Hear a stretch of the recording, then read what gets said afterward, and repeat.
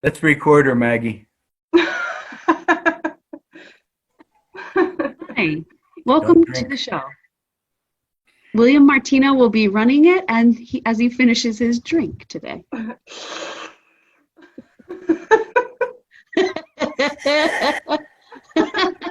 There's only green tea in there. Coffee. Imported from Japan. Sexual healing, baby, it's good for us. Makes me feel so fine, and it's good for... And he sings to us, too. Helps to relieve the mind. Mm-mm-mm-mm. Yes. Well, welcome to today's program. My name's Will Martino, and today we're going to talk about sex. We're going to talk about everything that's involved with that sort of thing. You might not think it's important, but you know, if you don't have sexual responsibility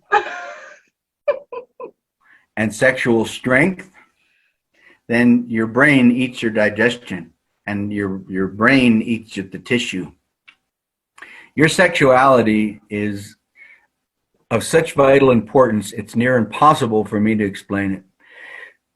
The foundation of Zen, the foundation of yoga. In the Old Testament, the eunuch says, when being asked about whether he can get blessings or not, he says, how can I get blessings? I'm a dry tree. Why is he making a direct relationship between not having sexual energy, being a dry tree, and not being able to have blessings in the Bible? Maggie's a Bible thumper, so I just... the Bible. Not really. She's very open to new ideas. Actually, she's one of the key components of our Qigong Mastery class. We all work together to find out more understanding of how these things interweave. Yeah, so in every tradition, if you are not sexually healthy, then you're fucked. All right, well, wait, stop right there. Yeah. Then what is the definition of being sexually healthy? Because I feel like most people don't know that definition. Thank you. It means that your body is in a stimulated state. It means that you're horny, except that it's a different kind of horny. It's a horny that is part of the energy of your body. That means that your behavior is regulated. Sexuality is one of the most polarized area of your entire mind. So don't feel bad if you're not perfect in your sexuality. Whether that means the masturbation or the visions or the total repression and ignorance. So to be sexually healthy means that at least you acknowledge that this is an important area of your psychology and your biology. And if you work with it a little bit, work with it meaning be aware of it. Be aware of your sexuality. That has nothing to do with being sexually active. Sexually active is another conversation. I'm not going to get into that conversation much, but a little bit I will. But really, I would rather focus on what it means to be sexually healthy. Your brain can be out here in such shock, especially about the conversation of sexuality, that you have no body. You don't have awareness of your body. You could have awareness of your body and just like from here to here, because you don't want to be aware of down there. That's all messy and dirty and whatever. So how aware of you are your body? As you go down in awareness of your body, it becomes more dense and more dynamism. So sexuality is what fuels digestion. Digestion is what fuels the energy that comes up into the brain. But I think that's too much words. I better shut up. Maybe you all can ask me something else.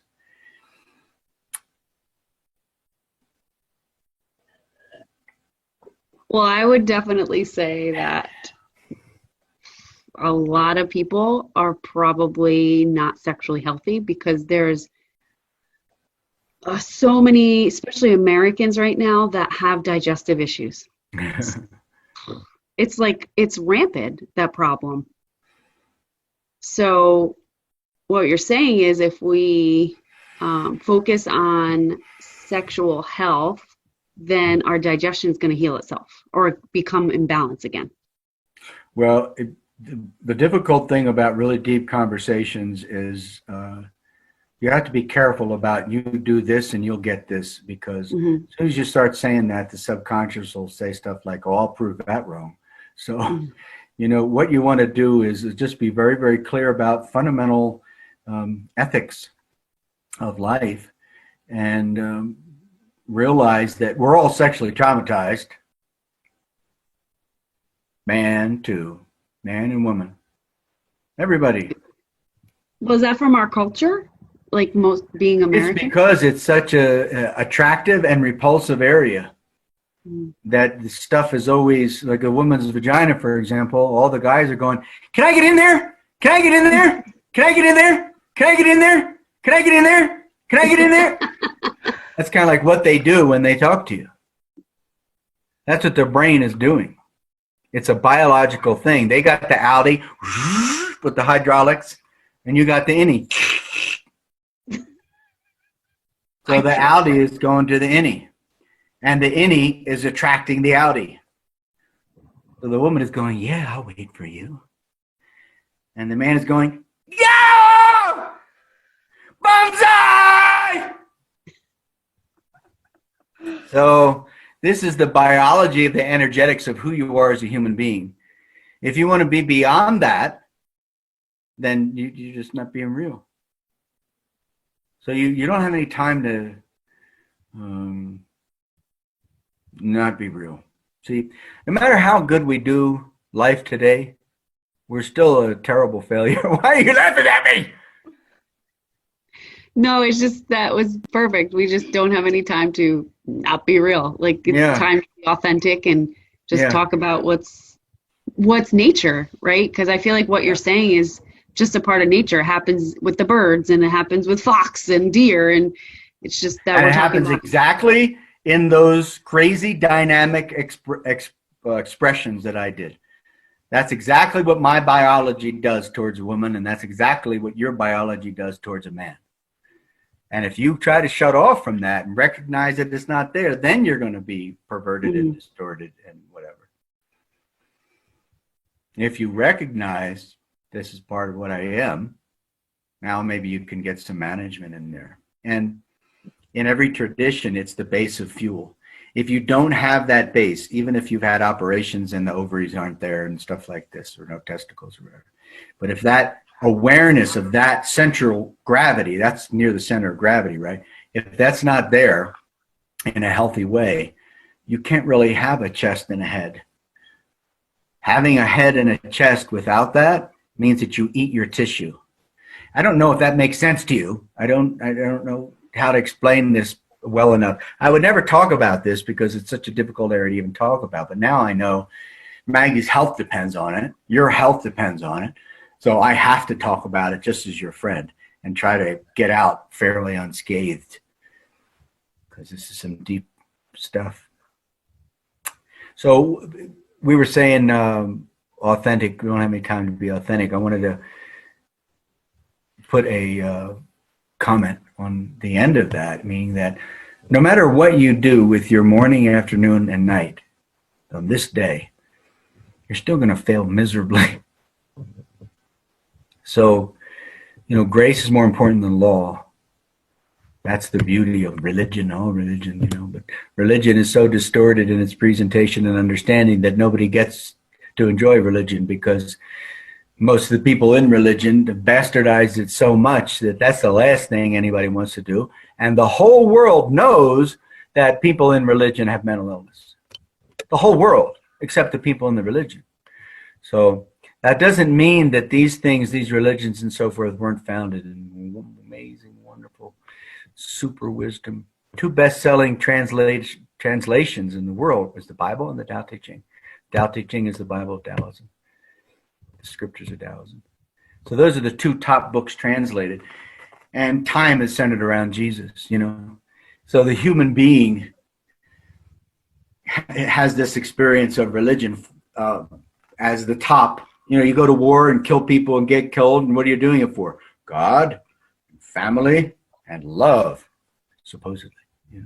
So these really are the biggest things that are going on in the world around here. but we're not able to refer to them because the mind is not teachable. We don't do teachable. We do belief and shut off. That means you have to be destroyed. Because if you try to shut off, then you have to be crushed. Because the universe is bigger than you, including other people's beliefs and everything else. So if you want to invite extra war into your life, be non-receptive. And then that non-receptivity drives what? Drives the brain down to the balls or the ovaries. Because when you're doing this excessive brain thing, you're taking away fertility. Do you know that male fertility has gone down 1.5% for the last 30 years? It's an epidemic. If you look scientifically and you read into it, look into articles, you'll see that's a scientific fact. Man's serum testosterone level was like 750 30 years ago. Now it's like 300. So male erection problems and male fertility problems, that's like the whole world now. A bunch of 18-year-old kids that have erection problems and crazy stuff like this. So and I don't know if you're tying all this together because I go so fast, but the intellectualization beliefs, you know, what we're supposed to do, if that's shut off from education, you know, because education's everywhere and then education is in wise people, then you start to suck the digestion dry and suck to try to fuel more power that you can be separate from others. And that ruins your digestion, your sexuality. The spiritual person perceives God in the other person, not something different. They always, you know, can find the best in the other person. And this drives the attention downwards and builds sexuality.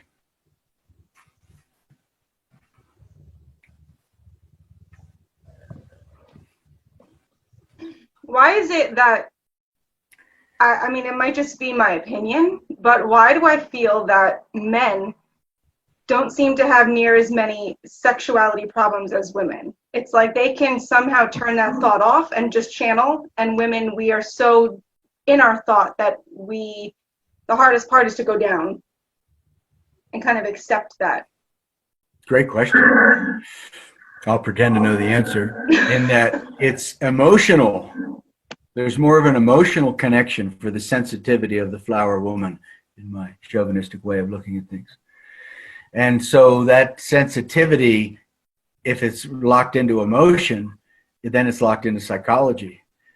A man is like a microwave, a woman is like a crock pot.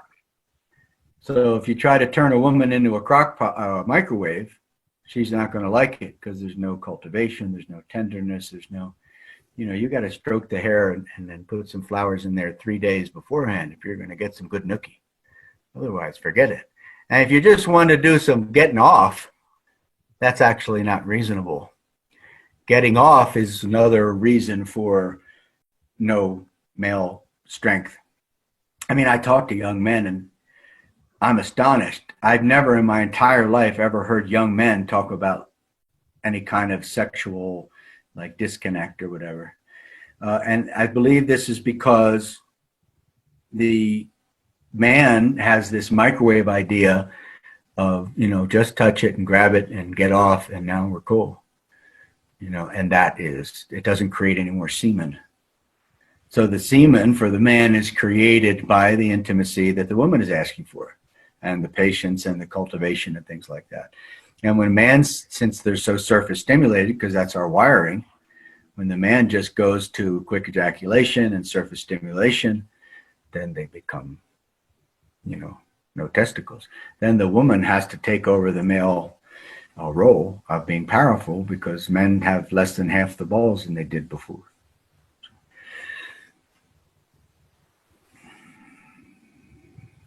Woman, it's emotional. Men, it's touch. It's just a touch. But that's not the way it's supposed to be. But that's what we've evolved into because of having a mind that is interested in over there. You know, they have all this stuff about school and how we have to go back to school. I don't know what they're talking about. I don't understand what anybody learns in school. I personally, I don't know. I know that sounds ignorant, and you could talk to me about it. And you know, I come from a very educated family. My wife's educated, but I can't really grasp what you learn in school. I don't understand the value. So if you learn about this, which is what we're supposed to do, then you're not seeking to make a widget where your whole job is not to do good or shine good for the other person. Your job includes the intimate world of emotions and the self of what you're learning today with the purpose of life. Oh, Mom.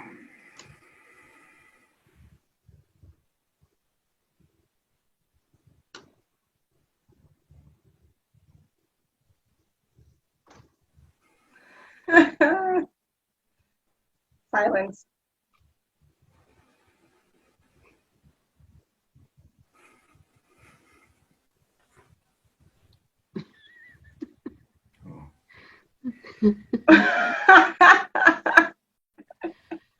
So, what's the best way to rebuild or to begin to build our sexual health? You gotta be attacked. You gotta be abused. What that means is that if you take the covering off of your face and your head, then life is going to whack you. It's going to attack, and it's going to show you that your brain and your idea and your thought ain't right. Now you can come into your body. But we're taught to use this head and this chest and this body and this strength to go this way. Maybe the girl will look at me. Maybe they'll give me a good word. Maybe they'll approve of me. Maybe they'll help my business. That's all. Think of yourself as a cocaine addict, and you'll be clear on the track of enlightenment. Because when you recognize that you don't understand and that you're in process and things like this, the energy comes into your head and down into your body. Now you can get sensually nourished, and you can have some ovaries to you. The attention in yoga and in Taoism and everywhere, you know, all the traditions, comes down from the head. If you get a blessing in Christianity, or if you pray, what are you doing? You're like this. So that's not just for over there, the separate world. That's for life, your daily life in relationship with that husband, no matter what he's doing. I don't know what anybody else is doing. I posted on my Facebook that I don't know who's going to be president next, but my future depends on me. So this head has to feel safe enough to, what happens with the love and sex? You know, I wrote that book, right? Or you're supposed to ask me. Did you write a book? I was going to text, I was going to say, yeah, well, anyway. When you, so you fall in love, right? You see somebody you like, and then all of a sudden they're like,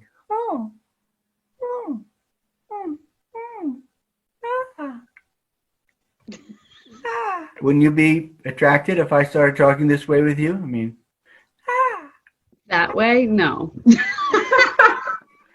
Maybe only Teletubbies.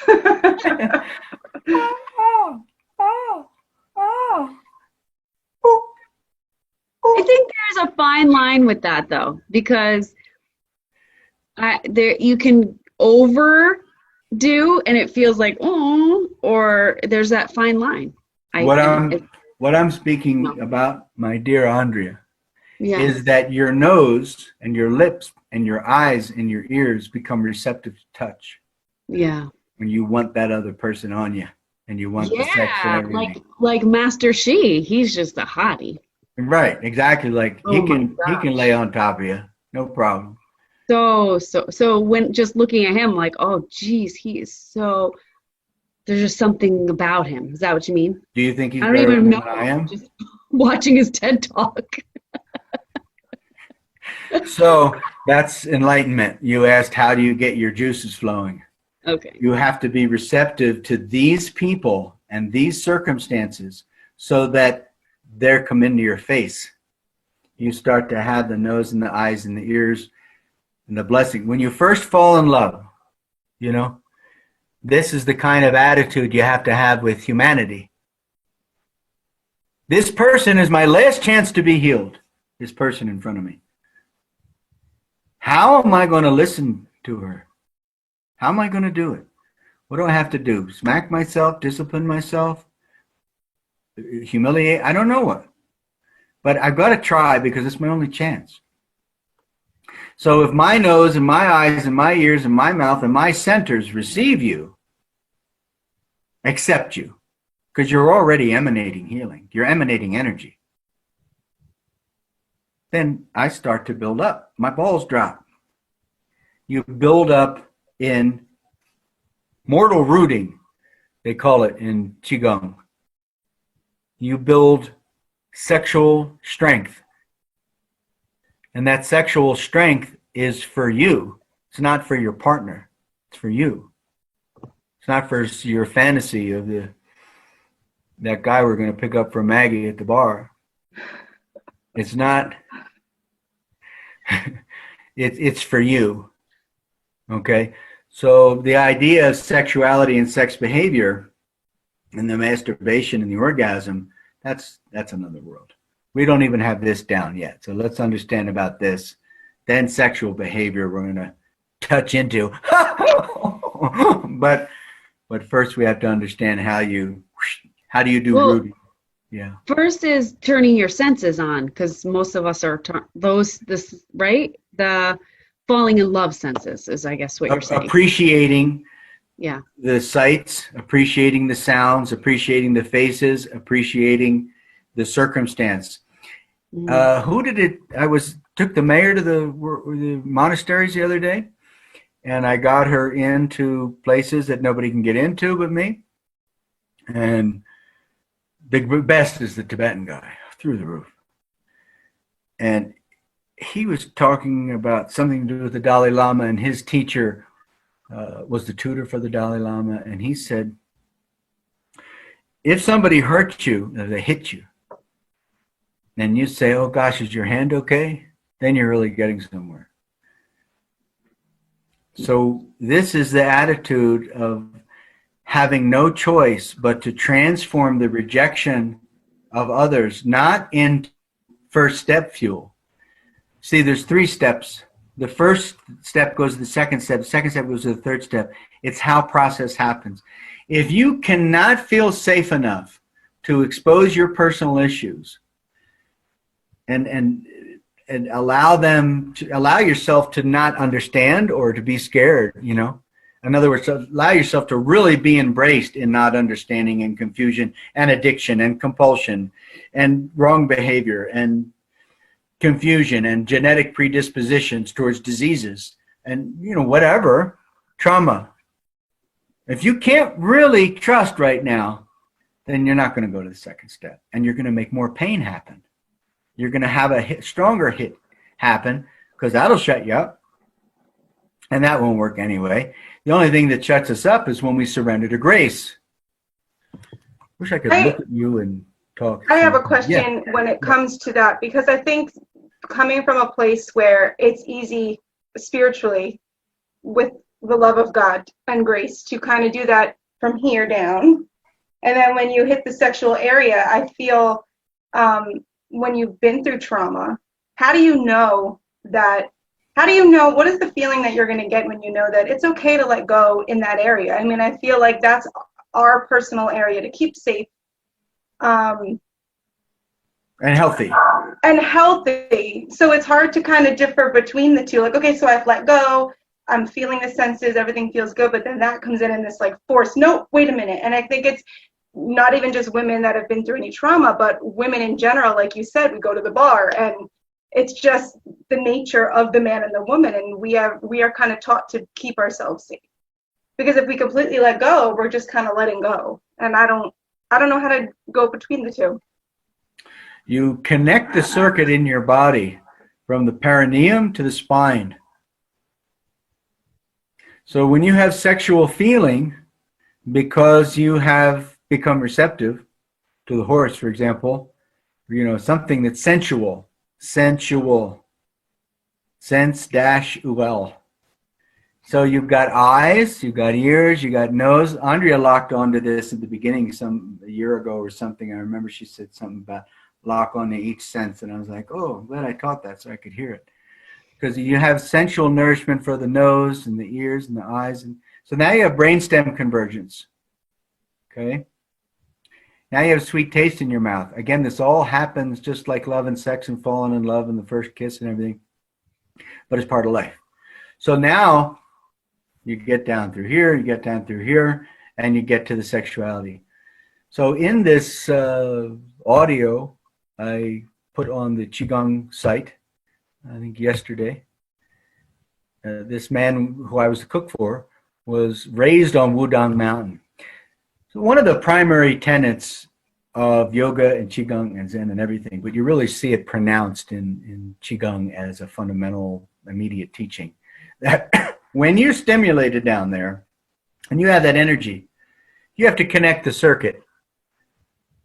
Practice not losing your mind, but connecting the circuit to your spine. Ooh, that's very nice. Practice not losing your mind, but connecting the circuit to your spine. Now you're going to discover a secret to life that all religions talk about. That energy is the fuel for your emotional healing. It goes up. Just like the orgasm would go up. It starts down there and then it's like, oh. Well, that's what's supposed to happen in meditation. But Andrew, you can't get it unless you receive first. So who are you going to receive from? Who do you trust? You see, so ministers, bad word in the world. That's why I'm always on you, Maggie, about this Christian and everything, because the whole world's a minister. What do you want me to have my children abused? As soon as they hear the word minister, that's like a one-to-one thing. And you know that that's not the real deal of Christian faith and everything, but I want you to be open.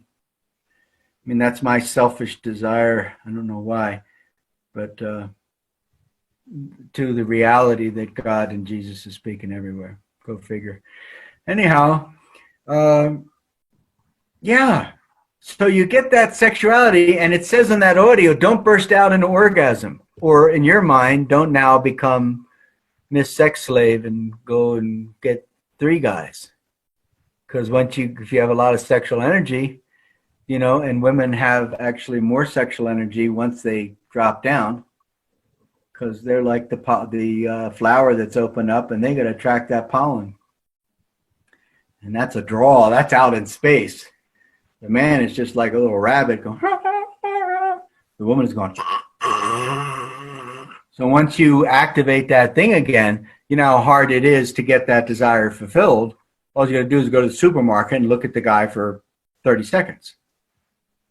That's how easy, that's how much power you have to be able to make a man have sex with you. That's about how easy it is for a woman, average woman. Not pretty women like you. Then it's even, for both of you, if you wanted to, even if you consciously have shut off from that knowledge, you should know inside yourself that it is that easy for you. So now if you go doing that, then you're in trouble. So what do? You shut it off, shut it down, sew it up, keep it done.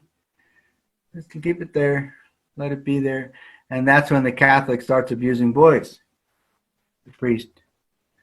If you do that, or that's when the guy thinks that the young girl is the great sexual stimulation, because they're budding and they have a lot of sexual energy. Nobody has a lot of sexual energy. Not a young person, not an old person. When you start to use it responsibly, you recognize that power is part of a loop of energy, and that it has to be self-contained. If you shut it off, that's when perversions and distortions and weird shit come into play.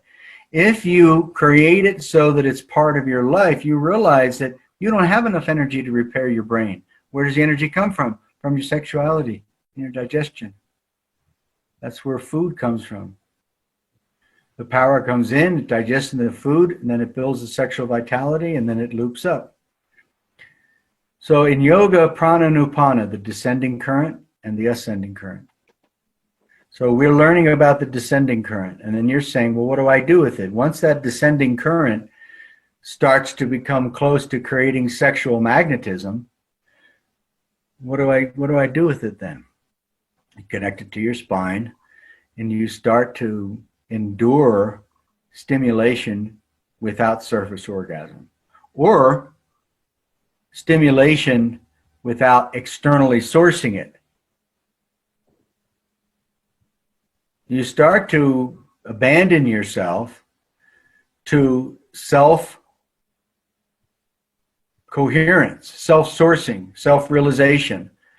And that means you're no longer in the world of, you have to have this sexual experience, and you have to express this out there. So you become a stable power source that then realizes it's just magnetism, and it's to be used for responsible purposes. So that's different than shutting it off. So when you're using it for purposes, I mean, I'm speaking on behalf of women that don't really say they don't have a husband or they don't have relationships at the moment. It can still be used for your own, like you said, magnetism as we build up. So it's okay to have the feelings, and it's okay. You have to have the feeling. Yeah, and not try to shut off and have the feeling. That's right. When you're calling up Andrea and being like, let's just have a couple tequilas at the bar. No big deal. Your subconscious, and that's a lot of Christianity too. The subconscious has this idea of not sinning. So actually, you're secretly one of the bad sinners with super perverted ideas or super whatever. That's what happens with repression. So you have to have sexual magnetism. Think about it. When you're sexified, when you have like a sexual, you're ovulating, you're just like a whirlwind of influence right then. You can like do your thing on the radio with the person, with whomever, whatever, working in the garden, whatever you want to do. That's when you've got power. When you don't have power, you're forcing it. Power at its base is sexual. That's its most dense gravity. So when that's gone, which it's gone a lot for a lot of people, you're in a lot of trouble.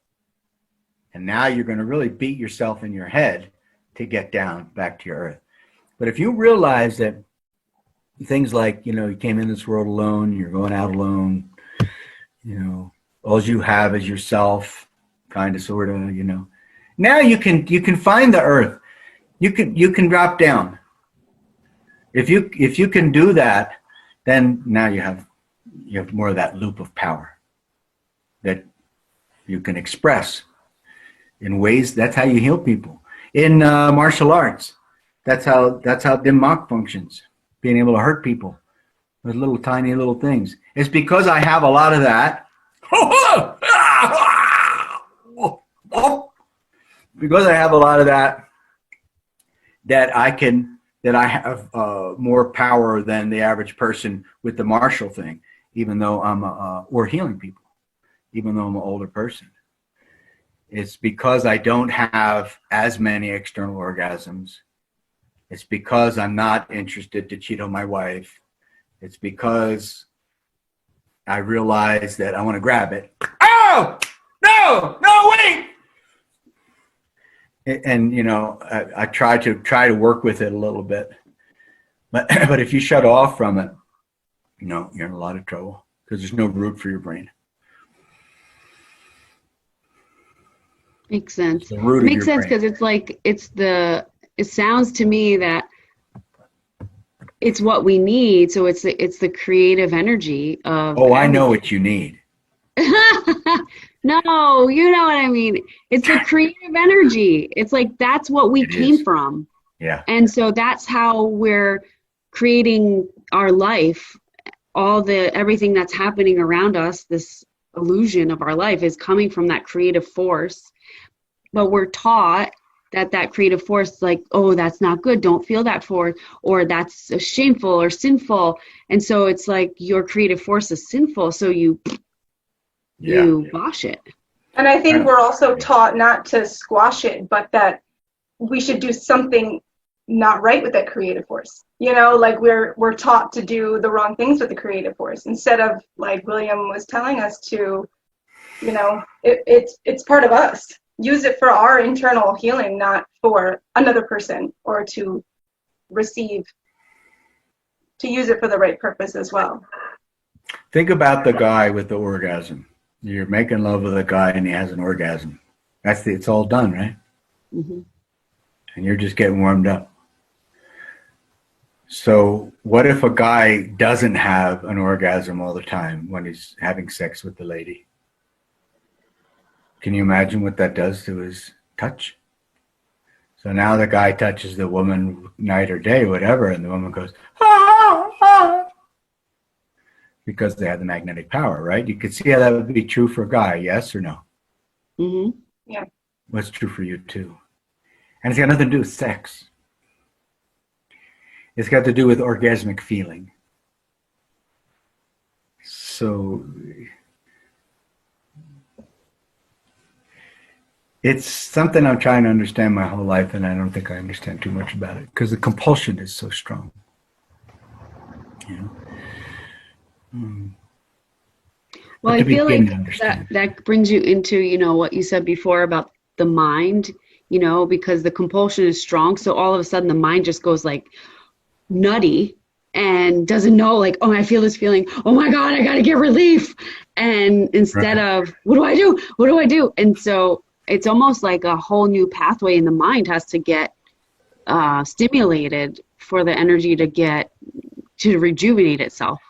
For you to think through and ask me questions, you know, it's just so wonderful for me. I want you to know that, because this dialogue and going back and forth is, you know, whether it's you answering a question or me answering a question, it's what concretizes wisdom. And, you know, if you can't have this kind of dialogue with other people, then you're not going to mature. So you just need to create it in your life, how you're going to do it. A new pathway. I mean, it's just wonderful. So would you like to have an orgasm, or would you like to live an orgasm? You know? Oh, I'd like to live it so I can like be like a fairy and just walk around all day like that. Listen now. and it's and grounded.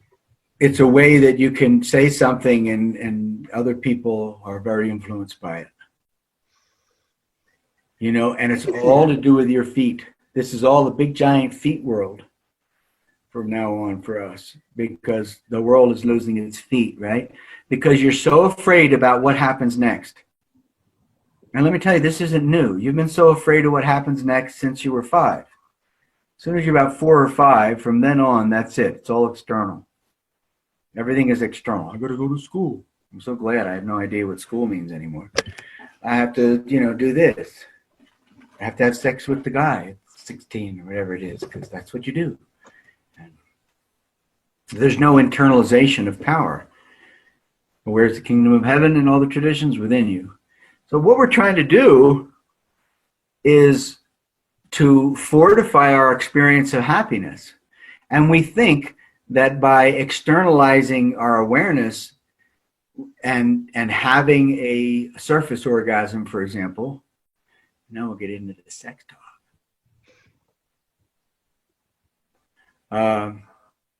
that we're going to have relief. But what if you take it deeper? Women have a gland.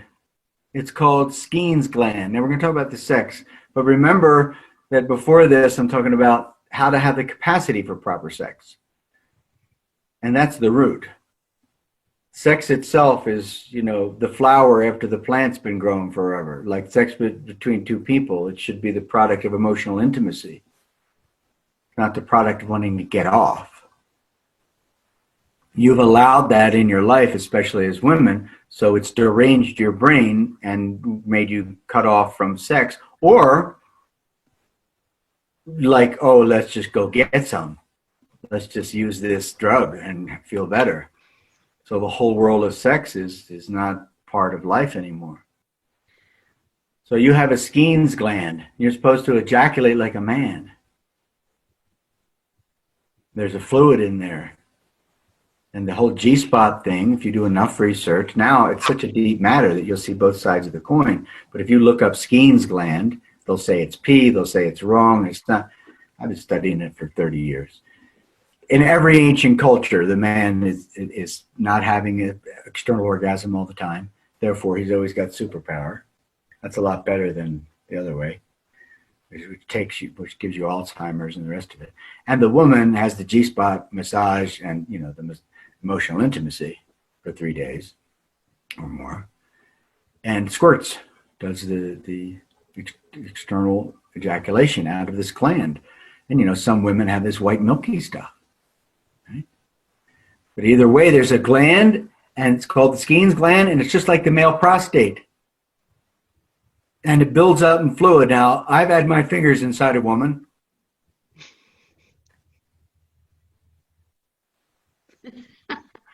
And I can tell you that it puffs up. So in doing this whole G-spot thing, the area puffs up. I felt it plenty of times, like a lot of times. And because I'm a very experienced man. Oh, no. No, I felt a lot of times, and it puffs up. And if you push on that thing, and then the woman's going. But in the beginning, the woman does not have this unless she can relax. You can't feel it in there, the ridges and up behind the pubic bone. It doesn't puff up.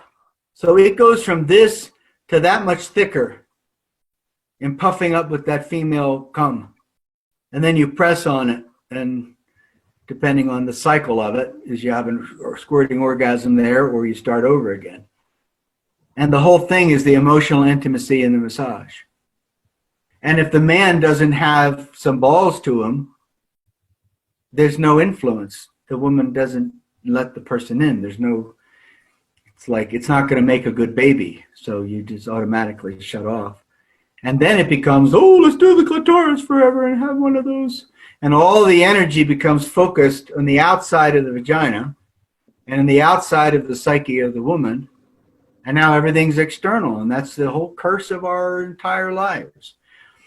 Can you imagine we trade the external world for the internal mystery? Or we trade surface sex for emotional intimacy sex, and you first fall in love and become happy. Love and sex is the alchemical ingredients that makes you a superwoman, or that makes the guy a superman. And then they can do anything. They sleep better, you sleep better than you ever did, and you wake up and it's a whole new world where the air is clear between you and the other person. The power has returned to your court. So you got to understand what you want to do with that power. And all of it has a sexual basis. All of it has a sexual root. But I don't think that your mind understands what the word sexual means. But that makes sense why people are addicted to it. Yeah, it's just like a drug or something. Yeah, because like everything is clear. It feels so good. It's like you're looking at a new world. So that's, I could see why, I mean, believe me, a long time ago, I was like that. I was like, okay, where's the next guy? Because that's a great feeling. And like you said, having the power. So I could see why that's addictive in our culture. And the way that it comes, just like the way success happens, is, you know, in the preparation and in the details and in creating the root.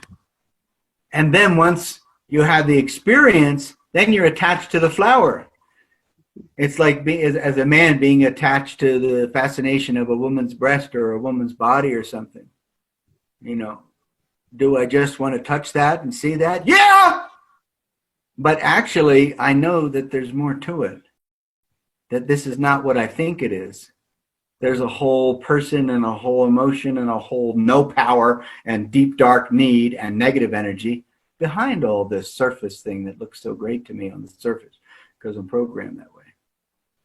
So if a man were to understand that a woman is, like the universe, just like a man is like the universe, then you could have a better approach of humility and respect and honor. What I was getting at in starting this conversation is that the power to have that experience, Andrea, came from the touch on the nose and the brush on the cheek and the kindness and the listening. That's where you got the power in your body because it went in and down. Feel it, what I'm saying. Nothing to do with sexual act. It's your senses.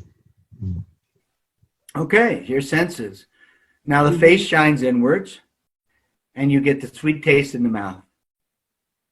And you start to eat the invisible food that Jesus is talking about.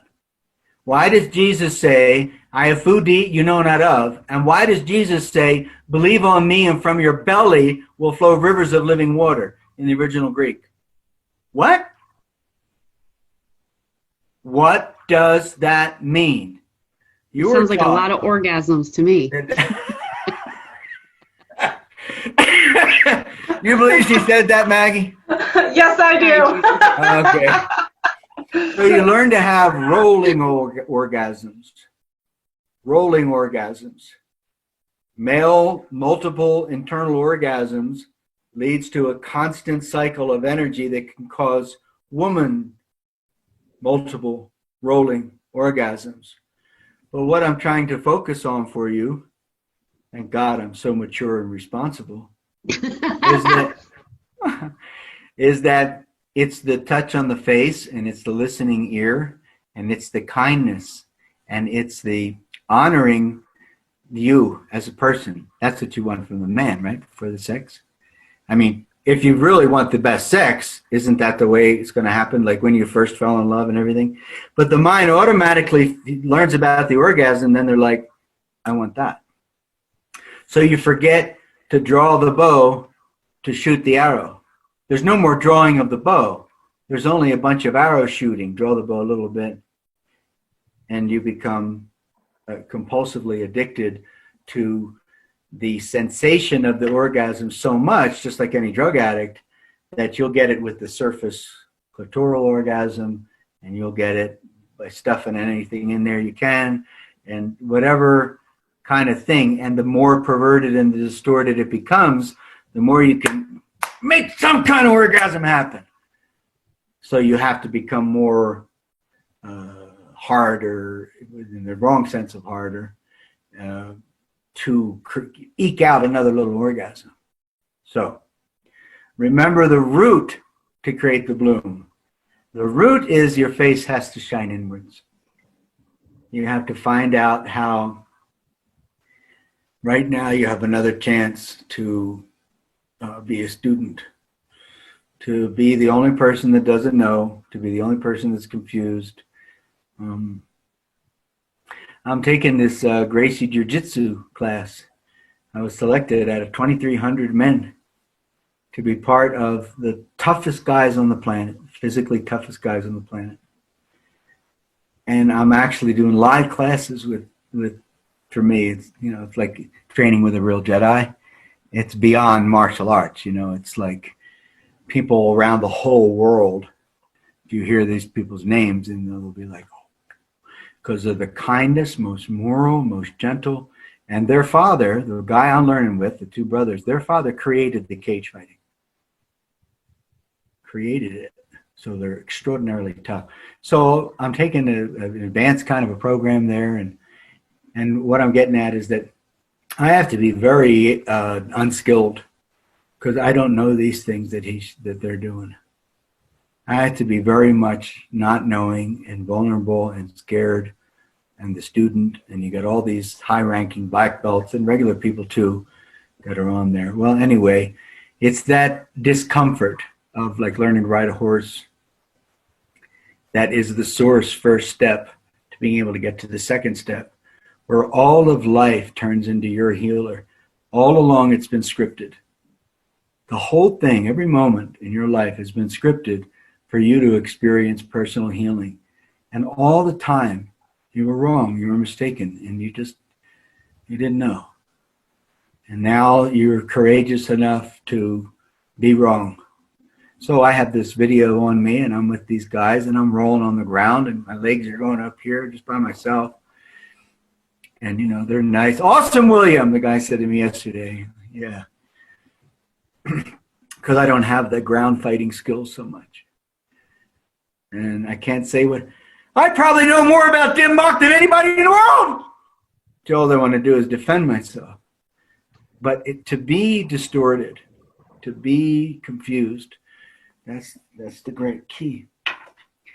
So I don't ever know how well I'm explaining myself, but your face has to be receptive. That's how you're going to get juicy down there. And then when that happens, if that's not a problem, then because of your receptivity, not just because of dealing with your sexuality, are you going to be able to not disconnect that power from your psychology? And where's your psychology? In your biology. So your bones need some TLC as well. And you know, your shoulder, Maggie's got the right shoulder thing. You ever see her right shoulder go flying? That's a warrior thing, you know. Right shoulder. She should do the Gracie with me. So how are you going to feel trusted where life has not betrayed you anymore? How are you going to do it?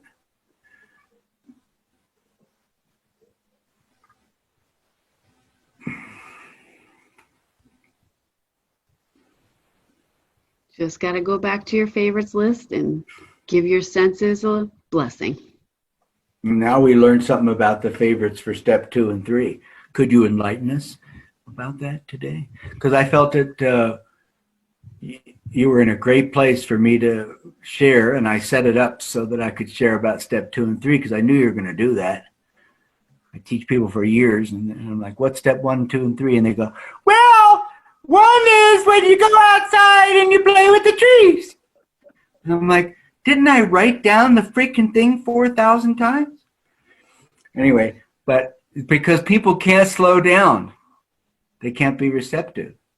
So Andrea told me about step 1 in a very clear way. Why? Because she has conflict in her life, same as you do with the guy, and doesn't know whether that means she's bad or good or things like that. I mean, I feel the same way, you know. But when it's more extreme or it's just so maddening. And so I know that she's got the thing, and you do too, Maggie, and that's because of the good Christian teaching of I can see where I actually don't know where I'm wrong. It's hard for me to do that with, you know, people at the store or people, my children or whatever.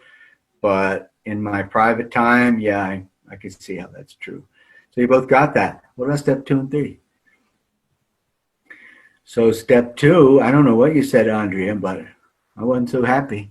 That's step 2 and 3. Oh no, I said the senses. You got to give your senses a blessing. Your ears, your eyes, your nose. So and here's the thing that I'm list. trying to get through all the time. And Maggie, you can relate to this, good because of the Christian thing. But still, we need to learn more about it. It can only, this is advanced teaching, but what time do I have? It can only happen with darshan. Darshan means the energy of a master. Because nature is non-cognitive. So the problem is the cognition, the psychology is flying around. It won't stop. So if you follow the instruction of step 2, where you're going to lengthen the breath more each time, and one of your key sources that you're getting to is like actual person. You can do Jesus. It's got to be an actual person, but I want some physical people too. But that's another conversation. But whatever, you know, actual words and actual people. When you do Amaji audio, Padre Pio audio, Tibetan Master audio, Taoist Qigong Master audio video, Jesus, God, Holy Spirit, steps to salvation. What's one of the steps? The main thing, justification, substitution. It means that you're not even you in God's eyes. You're perfect. So you've got to get to the place in the third step where you transcend. There's no thought and there's no breath. That is the key. If you don't get to that, then you don't get relief from your own mind and your own energies. So the second step starts out with the senses, and then it's got to go to people. You should have a community of saints. A community of saints of all traditions. I think if you do one tradition, then you're automatically wrong, so that you're probably going to have some trouble in your mind. That's my belief. How can you do one tradition? It's not logical. Anyway, try not to kill me, Maggie. I'm very small. Oh, speaking about small, and the main thing about sex is, don't let him say size doesn't matter. Oh, no, just a joke. But you get to this community of saints, you know, and logic is going to bring you to psychologically proportional meetings with these different ideas. Like Mother Mirror, she sits there and stares. Lena and I looks at her for 5 minutes. It changes everything. All she's doing is looking at you.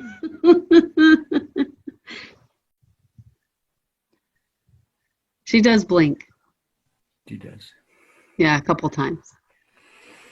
Because when this psychology of that kind of thing, and then Amachi is like, does the hug, and she whispers in your ear, my daughter, my daughter, my daughter, and she holds you, that's another emotional thing, the psychological healing. You know? The Qigong, the Taoist master, that says, go with the flow. Just trust. You're not the author here. So if it doesn't become like people, then it's a missing ingredient. Because when it's people and you're cared about as an individual from different psychological standpoints, you know, the Padre Pio, the Catholic thing, which is the Christian thing in some version, now you've got this God. You should get to God. Nature, people, God. Nature, people, God's God. Because when you're here with nature and you're enjoying the air, time slows down to conscious coma. It's a rule of the game. Rule of the game is that you're going to go into this super slow mode. So if it doesn't happen, I want you to talk to me about it. You know, and then I can say, yeah, it takes my whole devotion to get to 2 minutes of it. But that 2 minutes is pretty darn great. It reminds me of like eternal life and stuff. If you can have that experience once a day, you're clear. When you do nature, you see this field of mountains and stuff. People become there because you can see them. So if you're seeing nature right now, then what happens? You start to become a participant with it. You merge. So your brain becomes receptive. Your centers become receptive. Does your sex become receptive? I hope so. All of it becomes receptive. You slow down. The second step is you slow down. So you slow down in an embodied way. You don't do it with thought. And as far as instruction, you'll have to forgive me. The instruction is going to be infinite. You are not exhausting my instruction. I do it day and night, in my sleep, and forever. If you think you're going to exhaust my instruction, I think you're mistaken. I'm just saying. Now, it doesn't have to be me, but it has to be somebody. That's what I'm saying. Because if you don't get to that place where it's somebody, now you're just with nature, there's no psychology. But when you open up like this, you start to see that, these people are there. And what I found is it's a real key to psychological healing and psychological health, which is kind of what we are here in this body and mind. I don't want you to only have peace without your mind and body. That's not going to work. That means you die. I want you to have peace with your mind and your body being protected. You see, you've got the chance to have protection. Somebody, some kind of energy or something, you know, like from the horse or whatever. Me sometimes can go there and nobody can get through. I'll hurt them. They have to not be allowed, you see. So you're protected. So when you start to contact people, it becomes different because it's a tangible physical connection that you have. And so I mentioned certain names. There's all kinds of names, you know. It's a study of a lifetime. But then that gets you to gods. Then you'll see that people have created gods, or gods have come through them, however you look at it. The God of love, the God of this, the God of that, you know. You could call a god an extremely wise individual, a person. Of course, we believe in the spirit world as well. But just to get a conception of what the word God or gods mean, well, what's a god of sex would be not just a person of lust and, you know, stuff like that. That wouldn't be the proper god of sex. It would be somebody who would be teaching you about what sex is as a mature woman for you. You know, a god of what? Money. You need money, right? So is there such a thing as a god for money? Well, you got to have fruit and something to eat. I'm not talking about devil stuff. It's another thing I'm going to beat the shit out of Christian mind. Everything you say, they come, he's talking from the devil.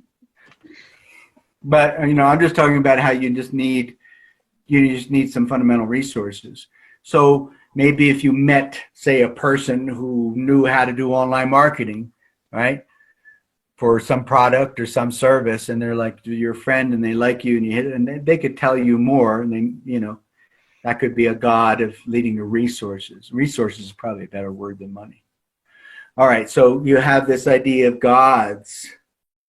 That means the people that can specifically help you in specific ways. So Qigong masters, you know, I'm not a master of anything, so you don't have to think that I'm saying that. There's no way I think that I am. Now, that's people.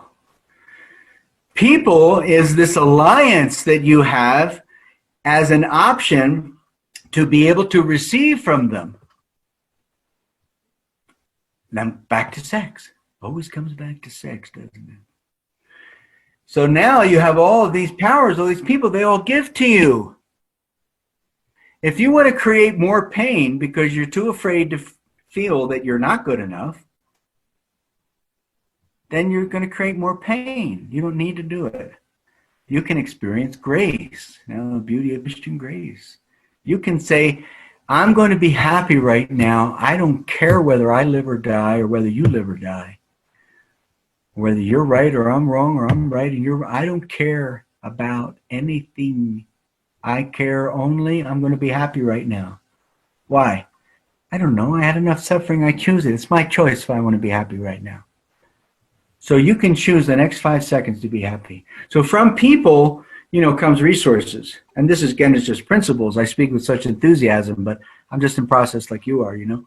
But this is the things that I'm learning. That first of all, your whole life is devotion. Everything is a worship. Everything is meditation. There's no such thing as a separate life than that. You can't have a different kind of life because all of life is longing to give to you. And if your brain can be the recipient of all of life, whether it is easy or hard, then you receive. Your face receives. And when you receive, you start to build up and you start to become sensual because that's what happens. You build up power. Now your sex gets reawakened, and then you say, well, okay, let me just use it for myself. The hell with if I use it for over there, I'm going to get a house, or I'm going to get money, or I'm going to get somebody liking me. Just forget that. Be celibate a bit, and just allow it to be part of your life. And now you're going to have the spirit world and your body. When you say the spirit world, that sounds evil, doesn't it? The spirit or something, and your body. So embodied enlightenment is the nectar of sexual essence that builds your bones. Your bones is what creates the blood in your body, the white blood cells. So your body becomes heavier. Your body becomes more rooted. It's not a power pack for the other person. It's a power pack for you. And the sexual nectar is what really builds that.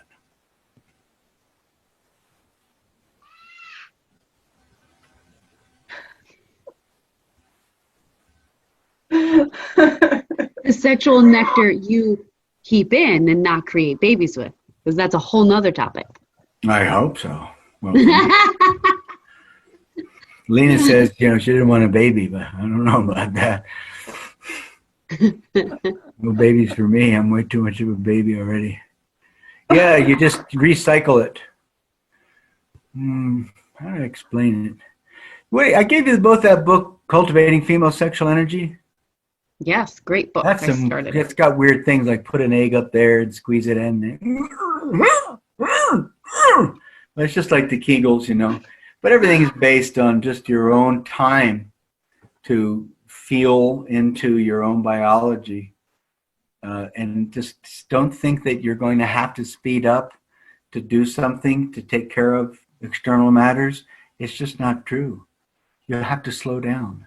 This morning, Lena woke up, and I'm already up for 10 hours, She's up, and she comes out, and here I'm walking past, And I said, honey, come and sit down here. Sit down. And I said, today's my sex orgy class. And I said, sit down, honey, sit down. And she sits down, and I said, you know why we get ready in the morning?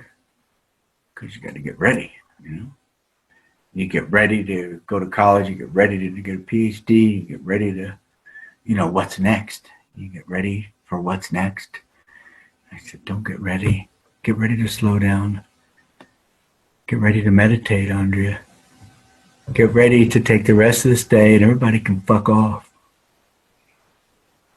Just find yourself. I try all the time, and so I talk about it all the time. And I barely do it, but I get stronger still. And much sexier and manlier looking, as you can tell.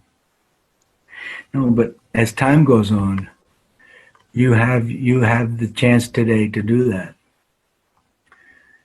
You can go out into the yard today, Andrea. Somebody's telling you that you have to do something else and you have to stay strong and keep up. I'm telling you, as your friend, that it's all a lie. If you relax, the whole world's going to come to you. They will ask you for your time and your energy and stuff like that. That's what will happen to us, Maggie. Us, Andrea. That's what will happen to all of us, because I'm not there, But I know the principle in the map. That's what will happen to us. If you can bring your spirituality into your body, and if you get so hornified that you got to sit on a lamppost, okay, whatever. But the thing is, a lamp post so you can light it up. That's what I thought of when I looked at Maggie. I don't know why.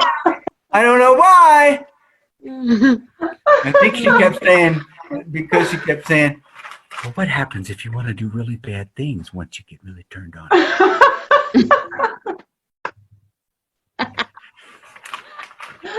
So, but no matter what, at least you could find yourself now.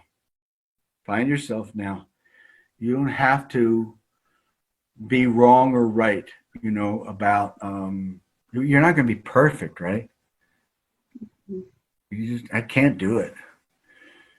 So, but I'm just advocating that you could try again this afternoon to go ahead and find your body just for yourself, not for masturbation, not for the lamppost, not for the whatever, just your own body, just to find it and to be okay with it. As long as you could do that, then I think that you're into this step towards living beyond your body and mind, so that you can be a conduit, like you're pulling strings when you're working with your body. And then it becomes easier to make another right decision to change a habit, whether it's the habit of denial, or whether it's the denial of license, the habit of license, whatever. I think it's important to know too that as a woman, I think like when you said to Andrea, you can go out in the yard, you can do this, you can. I think that we're living on a list of to-dos. We have to do, we have to do, we have to do, we have to do. And I think this has changed in my life in so many ways because this has become something I have to do. So like you said that, sometimes I wake up in the morning and I'm like, I have to do, I have to do, I have to do. And I do say, I have to relax. I have to make sure that's in my to-do list. And it's just become, it's hard for a lot of women to stop and say, I have to do this, I have to relax, this is how I'm going to get better. But it really does work. It really does, because we're lost. We've lost ourselves. And it'll come back. It's back right now as soon as you say it. Yeah. And I think allowing yourself to say, the sexual part of it is hard for me because it's something that I feel like I have to fix and I have to talk about and I have to do, but you just made it so much easier. You just have to relax and allow it all to come back in, and then it will do itself. I don't have to do something to fix this. Oh, I'm sure you'll be doing it yourself. What did you say? Was that Satan? Did you hear that, Andrea? It's funny because I didn't even hear it. Satan just came out of your body, I think. Andrea and I heard it. It was like that. It was weird. You should have heard that. We'll see it on the recording. What the heck? Yeah. What's that say? You know, you need to be there for your children. Like I need to be there for my cat and Lena and you both and other people around, you know.